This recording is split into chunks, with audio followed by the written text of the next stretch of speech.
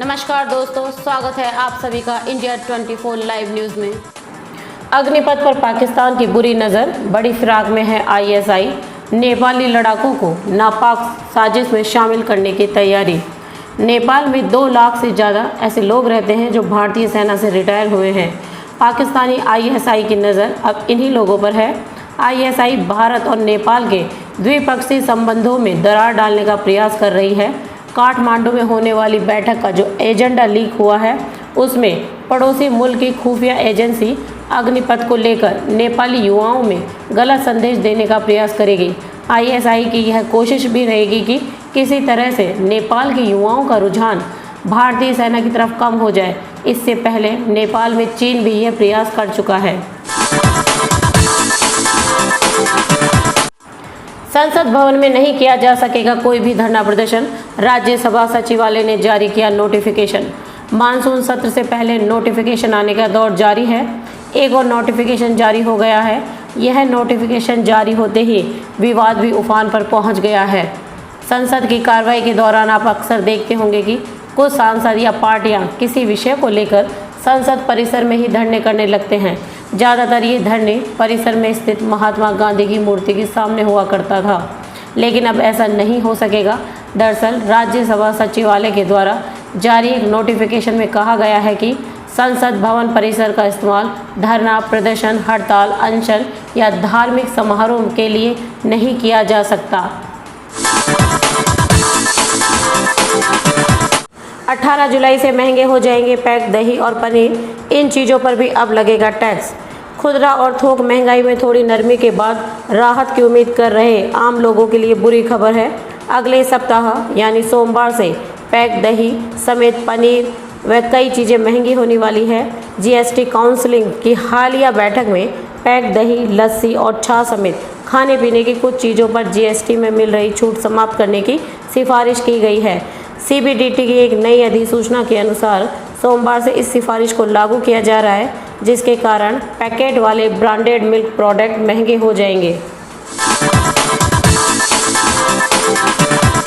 लद्दाख में तनाव के बीच 17 जुलाई को होगी भारत चीन के बीच 16वें राउंड की वार्ता।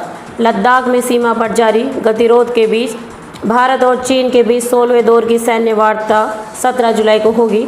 आधिकारिक सूत्रों ने शुक्रवार को बताया कि टॉप कमांडरों की यह वार्ता वास्तविक नियंत्रण रेखा के भारतीय हिस्से में होगी।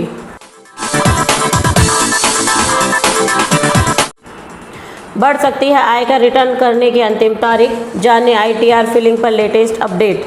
आयकर रिटर्न भरने वालों के लिए जरूरी खबर है। आयकर विभाग ने हाल ही में ट्वीट कर बताया कि इन्फोसिस की ओर से डेवलप किए गए ई फाइलिंग पोर्टल पर अब भी तकनीकी खामियां आ रही हैं, जिसकी वजह से सामान्य ट्रैफिक नहीं आ पाता। ऐसे में हो सकता है इनकम टैक्स भरने की आखिरी तिथि को बढ़ा दिया जाएगा। ना रॉकेट ना स्पेसशिप, अब ये देश कर रहा चांद तक बुलेट ट्रेन चलाने की तैयारी। जापान की योजना है कि वो धरती से एक बुलेट ट्रेन चलाएगा जो कि चांद तक जाएगी। ये एक इंटरप्लेनेटरी ट्रांसपोर्टेशन सिस्टम होगा जिसे हेक्सा ट्रैक के नाम से जाना जाएगा। डीआरडीओ में निकली है सरकारी नौकरी, ऐसे होगा सिलेक्शन। ये रही पूरी डिटेल। रिक्रूटमेंट और असेसमेंट सेंटर विज्ञान में ग्रेजुएट, इंजीनियर और पोस्ट ग्रेजुएट छात्रों से ऑनलाइन आवेदन मांगे हैं, जिसमें वे छात्र भी शामिल हैं जो अपने फाइनल ईयर की परीक्षा में शामिल हो रहे हैं। और साइंटिस्ट बी के 630 पदों पर भर्ती के लिए फाइनेंस प्रोविजनल डिग्री प्राप्त करने की संभावना है। रक्षा अनुसंधान एवं विकास संगठन, विज्ञान प्रौद्योगिकी विभाग और वैमानिकी विकास एजेंसी में विशिष्ट विषयों और कैटेगरी में भर्ती होनी है।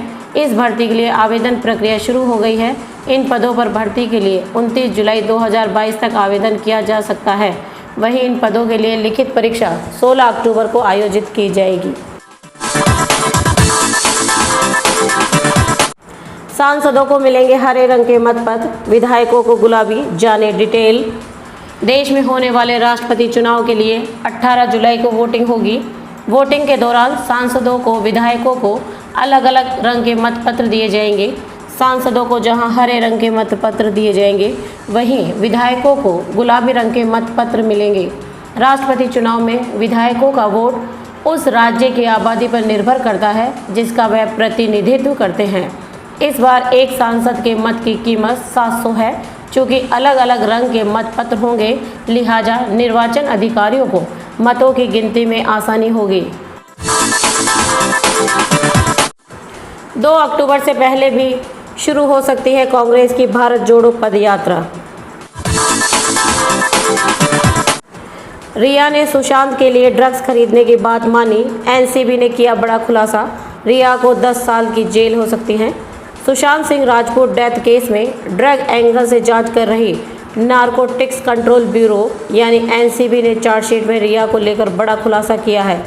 चार्जशीट के पॉइंट नंबर 304 में लिखा है कि रिया ने ये बात मानी है कि वो सुशांत सिंह राजपूत के लिए होने वाली ड्रग डीलिंग में शामिल थी। अभी चार्जशीट एनडीपीएस कोर्ट में दाखिल की गई। यदि आरोप सही साबित हुए तो रिया को 10 साल के लिए जेल जाना पड़ सकता है। अमेजन सेल में मिलेंगे ज़बरदस्त ऑफर। आईफोन पर होगा 20,000 तक का डिस्काउंट। जानिए सभी ऑफर्स। सेल का इंतजार सभी को होता है, भले ही वो आपके शहर में हो या फिर ई-कॉमर्स प्लेटफॉर्म पर।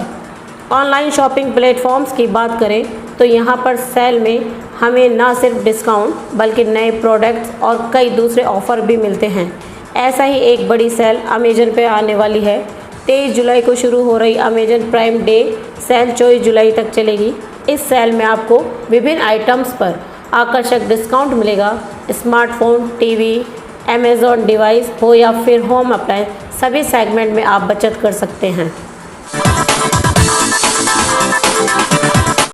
गांव में रहकर सरकारी मदद से करे ये बिजनेस, लगी रहेगी किसानों की भीड़, लाखों में कमाई।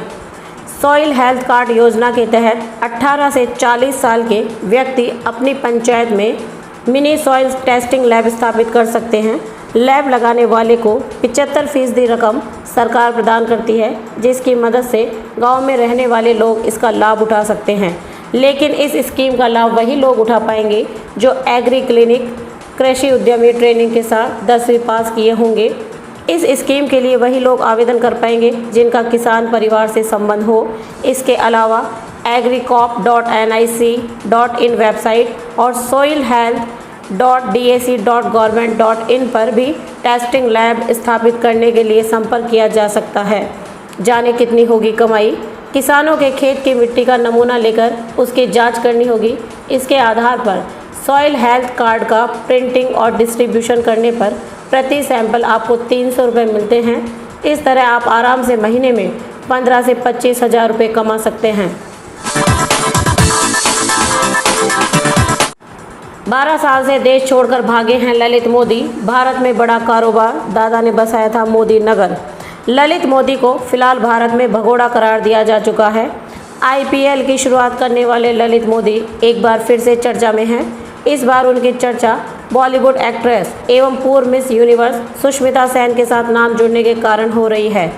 ललित मोदी ने खुद ही सोशल मीडिया पर सुष्मिता सेन के साथ की तस्वीरें शेयर करते हुए अभिनेत्री के साथ अपने रिश्ते की जानकारी दी। हालांकि कम ही लोग जानते होंगे कि ललित मोदी एक बड़े कॉरपोरेट घराने से आते हैं और अभी भी उनका लंबा चौड़ा बिजनेस का साम्राज्य है। उनके बिजनेस के साम्राज्य में शराब, सिगरेट और पान मसाला के फेमस ब्रांड से लेकर रिटेल स्टोर, रेस्टोरेंट चैन, ट्रैवल कंपनी आदि शामिल है। देश में मंकी पॉक्स का पहला केस मिलने के बाद 5 जिलों में हाई अलर्ट। केंद्र ने जारी की गाइडलाइन। WHO के मुताबिक अगर यह वायरस कमज़ोर इम्यून सिस्टम वालों को चपेट में लेता है तो वह जल्द बीमार पड़ते हैं और जोखिम बढ़ जाएगा। विश्व स्वास्थ्य संगठन ने कहा कि मंकी पॉक्स के अचानक सामने आए मामलों से लगता है कि यह संक्रमण इंसान द्वारा फैलता है। भारत में मंकी पॉक्स का पहला मामला सामने आने के बाद केंद्र सरकार अलर्ट हो गई है। शुक्रवार को केंद्रीय स्वास्थ्य मंत्रालय की ओर से भेजी गई 4 एक्सपर्ट की टीम केरल का दौरा कर रही है, जहां मंकी पॉक्स का पहला केस मिला था। सरकार ने फिर से गाइडलाइन जारी की है। ये वही गाइडलाइन है जो 31 मई को जारी की गई थी।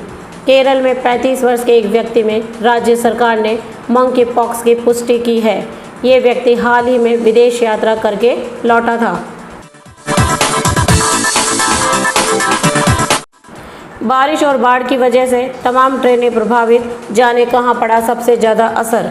देश के ज़्यादातर हिस्सों में बारिश और बाढ़ चल रही है। इससे सामान्य जनजीवन अस्त व्यस्त हो गया है। लगातार हो रही बारिश से ट्रेनों पर भी असर पड़ने लगा है। शुक्रवार दोपहर 3 बजे तक अलग अलग डिवीज़न में 34 के करीब ट्रेनें प्रभावित रहीं। इनमें ज़्यादातर ट्रेनें निरस्त कर दी गई, वहीं कुछ ट्रेनों को आंशिक रूप से निरस्त किया गया। रेलवे मंत्रालय के अनुसार सबसे ज़्यादा ट्रेनें पूर्वोत्तर के राज्यों, पूर्वी बिहार और उत्तरी बंगाल में प्रभावित हुई। वहीं गुजरात में बड़ोदरा डिवीज़न में भी लगातार हो रही बारिश की वजह से ट्रेनें प्रभावित हुई हैं। रेलवे के north east frontier railway zone के अनुसार पूर्वोत्तर के राज्यों के साथ पूर्वी बिहार और उत्तरी बंगाल में शुक्रवार दोपहर तक कुल 26 ट्रेनें प्रभावित हुई। 18 मेल और एक्सप्रेस ट्रेनें निरस्त की गई, वहीं 8 मेल और एक्सप्रेस ट्रेनों को आंशिक रूप से निरस्त किया गया है।